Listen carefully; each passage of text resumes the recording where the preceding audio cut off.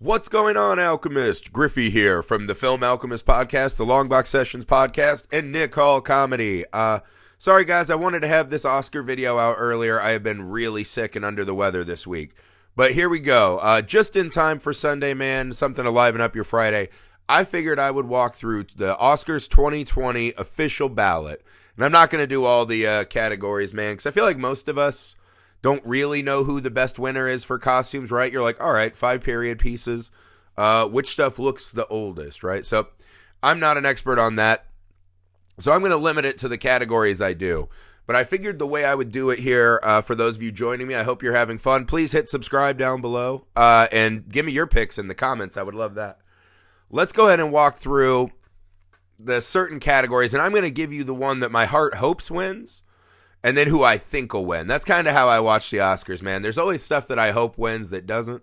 I don't think that denigrates the film or anything like that. But, you know, just where I think the trophy will likely land and what I really want with my heart, man. So let's go ahead and start with our first category. I figured we would start with the documentary features. Man, what a sad, morally bankrupt and depressing, soul-crushing group of movies this was. Not a lot of fun in these movies, and as a guy who's of Syrian descent, this was extra hard, man. The documentary that crushed me was The Cave, right? So this is the story of a group of Syrian people, doctors and medical students who essentially started an underground hospital trying to save people during, the assault by their own government. And as the story goes on, the depravity and the depth of despair that these people live in really, really crushes me. So The Cave is the documentary. That and Honeyland, I think, are the ones that really, really got me. I think Honeyland failed to kind of give a message about what it's like to be that lady in this ever modernizing world. But it was really good, too. If I had to guess who I think's going to win, I feel like American Factory has to be the front runner. You can get some Obama speech action, which I think will be really appealing to people. It's a story that takes place in the United States, which I think more people will gravitate towards that. You know, the Oscars are not as international as they could be. So that's my theory, man. My heart wants The Cave.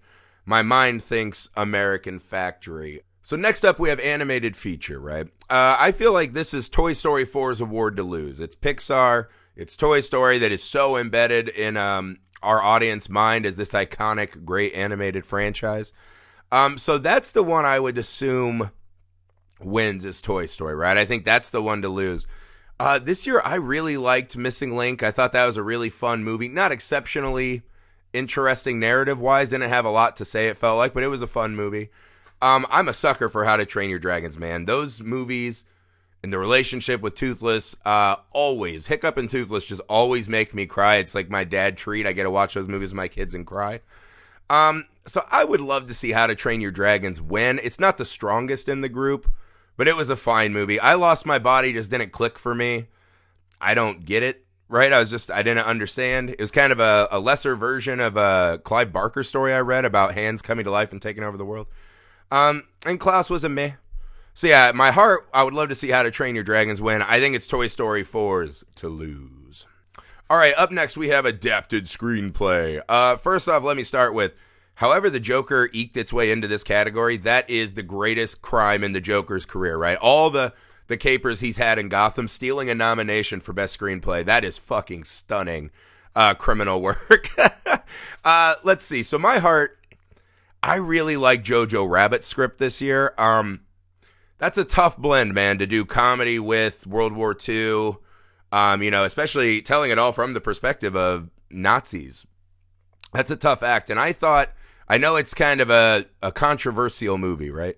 But I never felt like the comedy undercut the serious tone of the trauma that was happening. Also, there is something to just look at kind of the bland nature of the Nazis, right? That these weren't just these uber villains as they've become in history, right? They did these horrible things, but all those people started out as normal people that could be your neighbors, your friends. I thought that was served really well in Jojo Rabbit, right? It was a different look at World War II and the Nazis than what we usually get.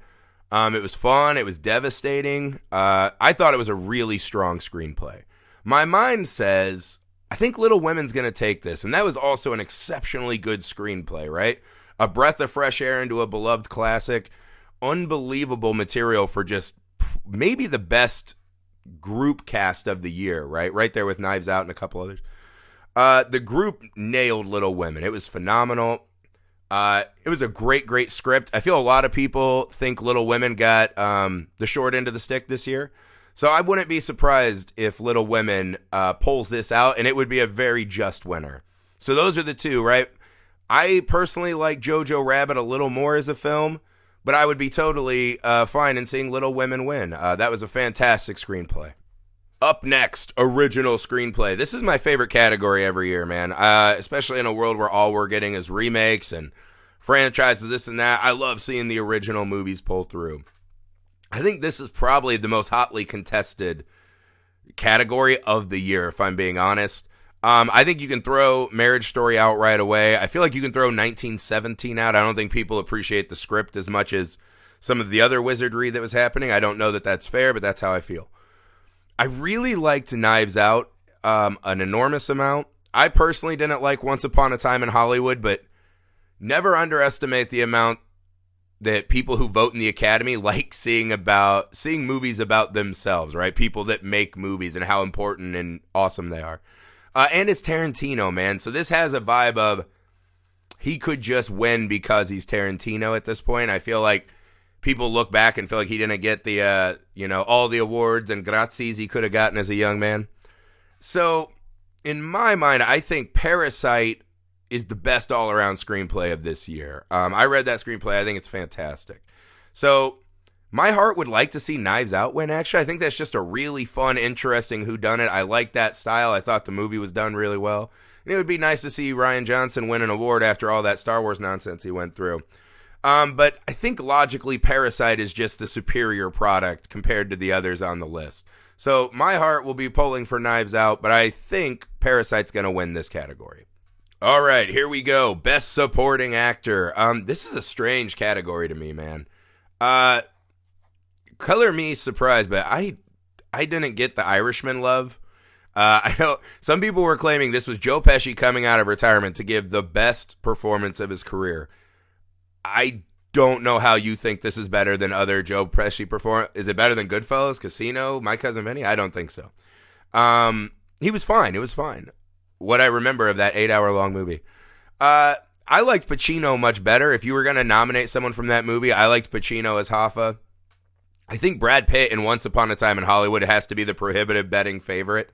It's a fun role. It's a really good Brad Pitt performance. It's in a movie that a lot of people, I think, want to celebrate, but might not be able to justify it beating Parasite in other categories. So this is the one. I must say, though, The Two Popes is not getting enough love. That is a fantastic movie. And the two-hander between the popes is some of the finest acting and just really fun movie storytelling I've seen this year. So, yeah, I like that Anthony Hopkins was nominated. Tom Hanks, he's kind of a male Meryl Streep at this point. Like, he's just going to get nominated. But I don't think he's up to the standard of the others, right? So, my heart, my favorite out of this list is Anthony Hopkins, if I'm being honest. My heart is pulling for the old Pope, man, the Pope who realizes and hands it off. I liked that movie a lot. But I think Brad Pitt is prohibitively the favorite in the supporting actor role. Up next, we have actress in a supporting role. This is the first thing that struck me about this is that two of the women nominated, I wouldn't have nominated them for the roles they're nominated, right? Laura Dern, I don't know why she's nominated for Marriage Story and not Little Women, which is an infinitely more interesting role for her to play. And she does it spectacularly. And Florence, my girl, I would nominate her for Midsommar, which is in my top 5 favorite movies of the year. I adored that movie, and she crushed it as the May Queen. But as it is, right, here we stand. I would throw out Margot Robbie and Kathy Bates, right? Liked them. They were good, right? They're very worthy nominees. I don't think they got a shot at the trophy, right? Scarlett Johansson and Jojo Rabbit, I thought was fantastic. I don't think she has a shot at the trophy, but I did think she was fantastic. Laura Dern in Marriage Story did almost nothing for me, right? Like, I mean, she's just a kind of shitty lawyer with very little emotional range. She's just there, you know, kind of the assassin with a smile face. And Laura Dern's great in everything she does, but I don't see it as kind of a next level for Laura Dern performance. So if I had to pick, man, I would pick Florence Pugh to win for Little Women. Did I say Pugh? Pugh. I would pick Florence to win for Little Women. I thought she was fantastic in that movie. And for those of you that know the book, that's a pretty hated literature figure. And she found a way to embody that, but still make her lovable and realistic as an actual person and sister. So I would vote for Florence in that. But I think Scarlett Johansson, that's a great role for her, right? So that's who I would want to see win, right? Probably Scarlett Johansson in the heart, but Florence is also the heart. But I think Florence is probably the most likely winner of that category in my mind. Next up, actor in a leading role. Let's just make this quick, right? Joaquin Phoenix is going to win for Joker. And I don't think this is the kind of thing where people love to lob this criticism at the Oscars, right? The best actor winner is whoever does the most acting, right? Big acting, this and that. I don't agree with that per se. I don't think that's true in my mind. And I think Joaquin Phoenix, just what he accomplished in that role, the places he took himself, right? And I found it to be spellbinding. I could not take my eyes off of him. His performance was drawing me in like a black hole. I loved it. And I think a lot of the problems with the movie itself and how it looks at, you know, essentially mental illness is an excuse for violence and holding society hostage. There's a lot of bad takes in that movie, but I blame that on Todd Phillips and the terrible screenplay. Joaquin is fantastic in that role. I thought Leonardo DiCaprio was great. Adam Driver for Marriage Story, I don't think it's nominatable for me. It was a fine role. I didn't think it was spellbinding per se. Jonathan Pryce for The Two Popes, man. I'm so glad he got nominated. I fucking love I'm here to stand for The Two Popes. But I just think this is one of those years where Joaquin Phoenix is just superior to the other performances in most ways.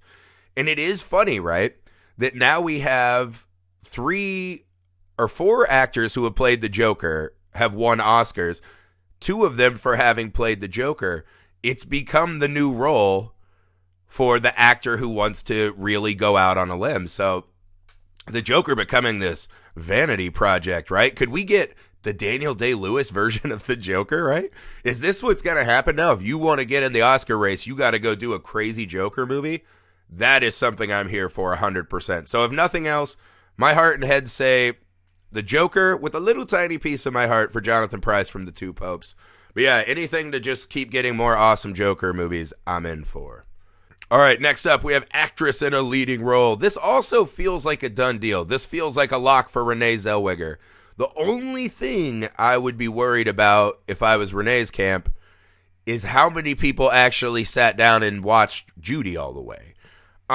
If they did, I think she clearly wins this award, right?